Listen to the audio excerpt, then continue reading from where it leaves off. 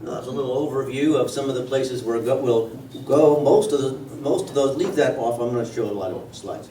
Most of those places we will actually go to and visit some, and they didn't get to some of the places that we'll go to. So let's start by looking at the map. Each of the times we get together in this class, I'm going to go over just a few of the locations that we'll visit. And tonight we'll start here in Caesarea Maritima, which means Caesarea by the sea. We'll move to the mountain area here, and then to Megiddo, which is right in here. So we'll cover 3 places this evening. But before we get to the places, I want to talk a little bit about some of the people that we'll hear about. Specifically, now this is a photograph out of a book, so obviously maybe a little tough to read. Specifically, I want to talk to you a little bit about Herod the Great to get started with, because we'll be learning a lot or hearing a lot about Herod the Great because he built or had built 3 of the locations that we'll visit, 3 of the more impressive locations we'll visit. Caesarea Maritima and the Temple Mount in the Second Temple extension, and Masada, which is where we'll be the most southern point in our visit. Herod the Great here is not full-blooded Jewish. His father, Antipater, was an Idumean, which is south of Israel. And Antipater, Herod the Great's father, took advantage of the Roman invasion in 63 BC. 63 BC, Pompey invaded the Holy Land, took it for Rome, and Antipater, an Idumean in the south, sided with the Romans against the Jews and was rewarded for that. And Julius Caesar then pronounced Antipater, this is Herod's father, to be the procurator of Judea in 47 BC, and gave him and his family in perpetuity Roman citizenship. Herod the Great at that point was already grown, and he was given in the same year, 47 BC, the governorship of Galilee. So Herod's father had the governorship in the south, and Herod had the northern part in Galilee. Well, what happened then, I'll go quickly here, in 40 BC, 7 years after he took office, the Parthians invaded Israel. Now, the Parthians are a race of people located approximately what we would call Iraq, okay? And whenever you invade Israel, let me go back to the map. When you invade Israel, you come down from the north, because all here is all desert. So the Parthians go up and they come down, invading Israel. Right at this point, it was Roman territory, but the Parthians were a competitor kingdom for Rome. And of course, they encountered Herod's area first in their invasion. Herod fled. I lose track in my history of Antipater at this point, but in 40 BC, Herod flees. He goes back to Rome and makes friends with a lot of important Romans. Mark Antony particularly was his friend. And he gets ingratiated to the Roman Senate, and Rome is trying to figure out how are we going to kick out the Parthians out of this fairly new territory that we now own. And so in 37 BC, he's sent back to Israel, now with an army of Roman soldiers, and they say to him, if you can throw out the Parthians from Israel, you can become king of Palestine. That was the Romans' terminology for the Holy Land, Palestine. And that's just what happens. So Herod takes over as king of the area of Palestine, and he is honored by Caesar Augustus. He twice increases his territory. Eventually, Herod's territory included what we would now call Lebanon, Syria, and Jordan. So he had a big area that he was ruling, and it was during these years that Herod began to build. And He built like crazy the areas that he wanted. Masada was the southernmost fort. He built a fort in what is now Jordan. He redid the city called Sebast, which we don't visit, but it is a part of the Decapolis. And he just had a real big building spree. In 4 BC, Herod dies. 4 BC, we think, is the year that Jesus was born, and it means that Herod, one of the last things he did while living was slaughter the innocents of Bethlehem. He also killed his son and one of his wives. And he was married multiple times. In fact, he was married to 2 women named Miriam. So that could have been confusing at some point. But in any event, so 4 BC he dies and Herod's sons take over. Philip becomes the tetrarch of Itrea. So that's why we call the city he built called Caesarea Philippi. Archelaus becomes the governor of Judah, Idumea, and Samaria. And if you read the Christmas story, his reputation was so brutal that Mary and Joseph avoided returning to Judea when they came back from Egypt. Why? Because Archelaus was in charge at that point. Herod Antipas is the Herod you read most about in the New Testament, because Herod Antipas, am I in your way? Because Herod Antipas is the Herod of Galilee and Perea, which is now we call Jordan. And Jesus interacted with those regions mostly. This guy was killed by his father, so he doesn't play into the immediate succession story. But his son, Herod Agrippa I, eventually becomes the king of Judea. He's the Agrippa that kills James and the brother of John, imprisons Peter, and he's the one that's struck down in the city we'll look at in a moment, Caesarea Philippi in Acts, Caesarea Maritima in Acts 12. Herod Agrippa II is the Agrippa that Paul defended himself before at Caesarea Maritima, and eventually he appeals to Rome because in the trial before this Agrippa. So here are the Herods and the various areas that they control. An interesting tidbit is that this guy, Archelaus, look, he only reigned 4 BC to AD 6. And the reason, and the rest of them are pretty long reigns, the reason for that is because he was such a bad ruler that literally the Samaritans and the Jews formed a committee together. These are people who can't get along at all. They form a committee together, go back to Rome, and they complain about him in such terms that he is dethroned. He's what's it called? Cast off to Gaul, which is France. And that's the time, 6 AD, when Rome decides, we're out of the Herod business. So we are going to directly put governors in the Judean area. Eventually, one of those governors would be Pontius Pilate. So it is because of his, inability to get along that eventually we have a situation like Pilate being responsible in Jerusalem. Okay. So let's go to. I want to see that. So here's the maps of the areas that I just told you, the Herods and so forth. Herod the Great had all of this. Okay. Then when he dies, his sons begin to divide up stuff. This is Archelaus. This is Antipas here and here on this side of the Jordan called Perea, which is vital important because this is where John the Baptist was ministering when we first meet John the Baptist. And the fort in which John the Baptist is beheaded is in Perea here. This is where Jesus started his ministry, Galilee. Here's where Philip had his rule. And so Caesarea Philippi in that area is where we'll visit. Notice this little area here. It's not colored with anything.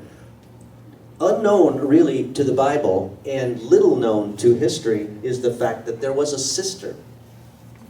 She also was given that little area to rule, but it didn't last long evidently, and soon she kind of fades out of the system. And that kind of explains why oftentimes you'll hear these men referred to as tetrarchs.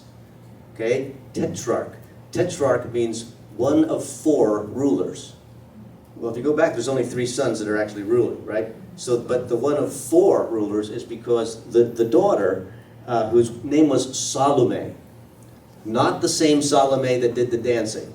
These people repeated names over and over again. It's like my family. Everybody's an Anthony. It's no good. You don't know who's who. So anyway, this Salome was a sister, and she ruled in that little area for a period of time that wasn't very long.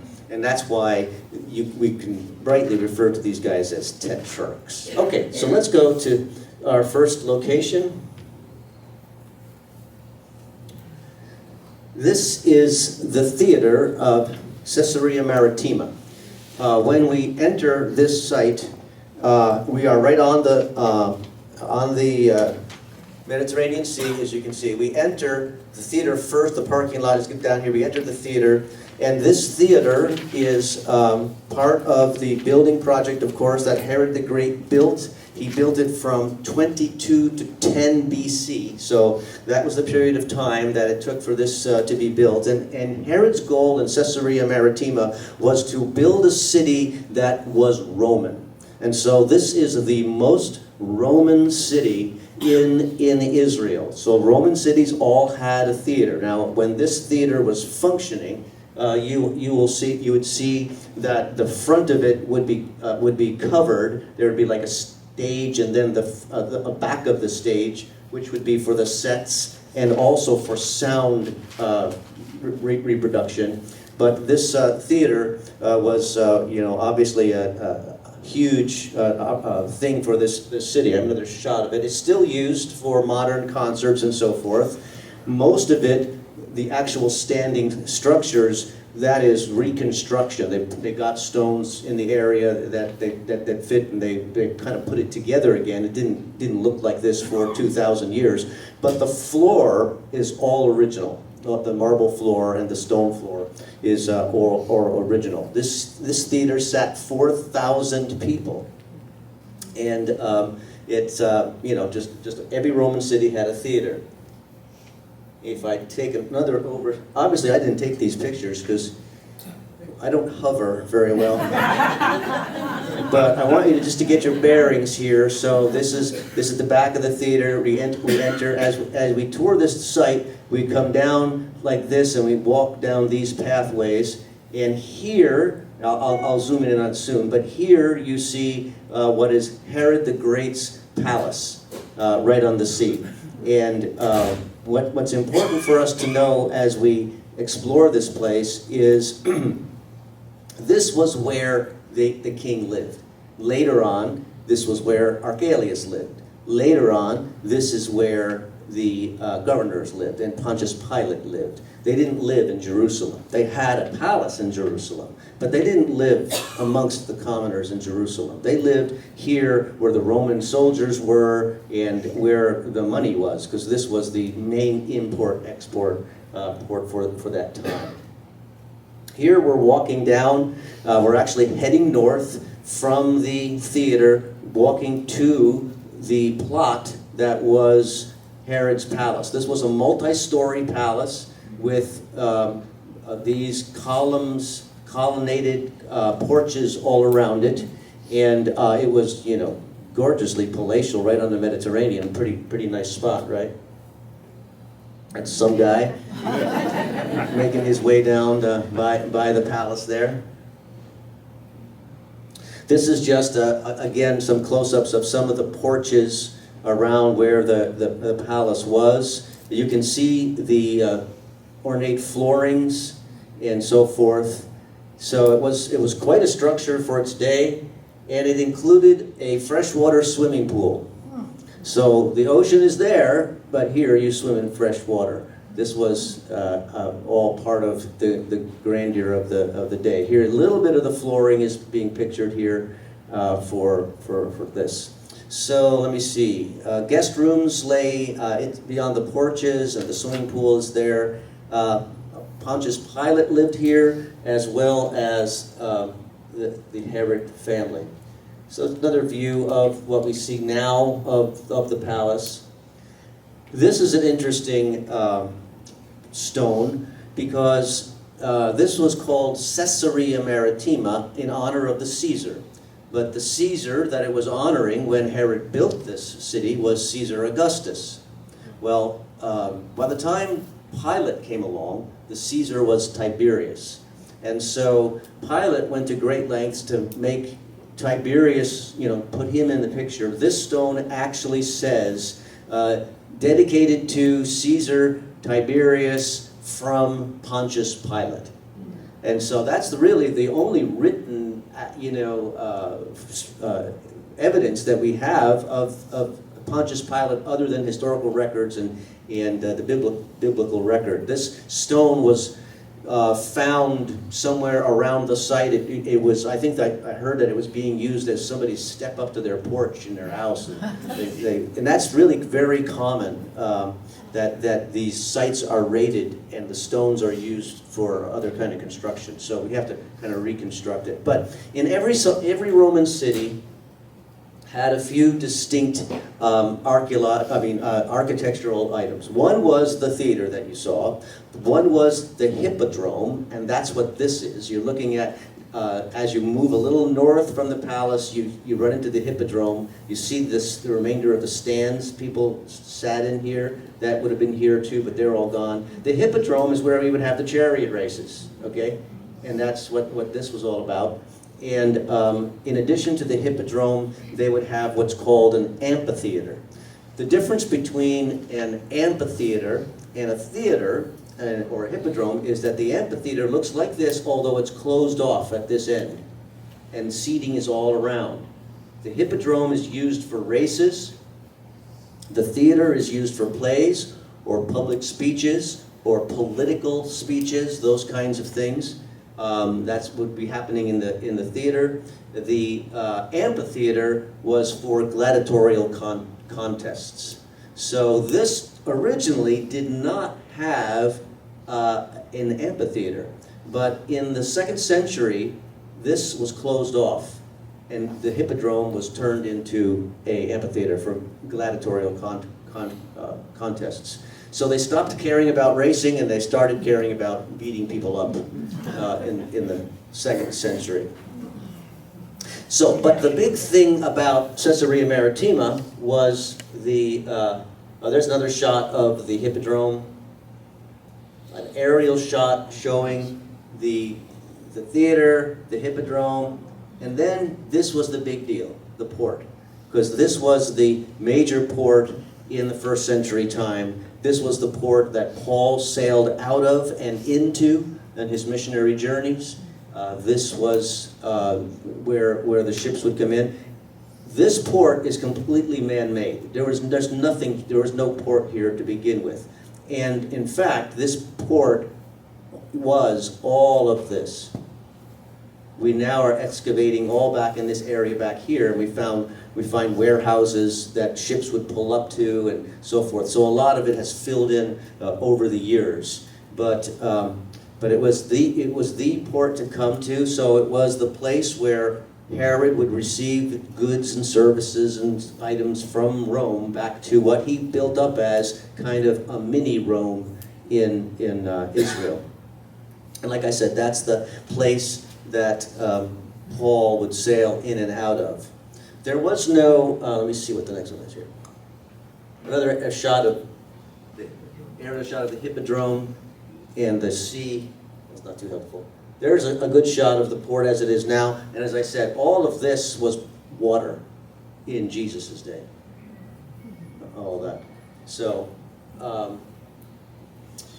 speaking of water, there was very little fresh water in this area. So they had to pipe in the water in the Roman aqueduct, and that's exactly what they did. They piped in the aqueduct water from the base of Mount Carmel, which is like 5 or 6 miles away, and that's the way this city received fresh water, so that Herod could have a freshwater pool, and so forth. Both Peter and Paul spent time in Caesarea Maritima. This was the location of Cornelius. The soldiers were garrisoned here. And so Cornelius lived here, and Cornelius, a God-fearer, and we'll read that passage in a moment, but Peter gets the vision of the sheet and is told invited to come down and visit Cornelius, and there's a great evangelistic moment when Cornelius, the first Gentile, comes to Christ. An interesting thing about some of the shop areas, let me go back. We're uncovering, this is all the area up here, but all along in here there's shops and stores and things that, just the remnants of them now. But an interesting thing has been found in those shops, and it is, most of these shops have mosaic floors, and one of them in the mosaics, it's a quote of Romans 13:3. And Romans 13:3 says this: "Rulers are not a terror to the good, but not a terror rulers are not a terror to good conduct, but to bad." That's the interpretation of that particular mosaic. Rulers are not a terror to good conduct, but to bad. And here is some person who's quoting Paul Paul wrote that between AD 54 and 57. So this person has had time to get the book of Romans, to read the book of Romans, and is inscribing that on the floor. And so it leads people to think maybe this was like a political place, and maybe the mayor or the chief of police or somebody, that had the office here and wanted to use that quote from the Apostle Paul, or maybe he was a Christian, and so that's a possibility too. But this is that's Caesareae Maritima. We have another video segment from this particular site. Oh, there's that guy again, yeah. So we'll visit the aqueduct. It's quite fun. So let me see if we can get this one to work. Okay. What year was that? What year was that? Me? 2017. Oh, okay. Still have dark hair. You look better.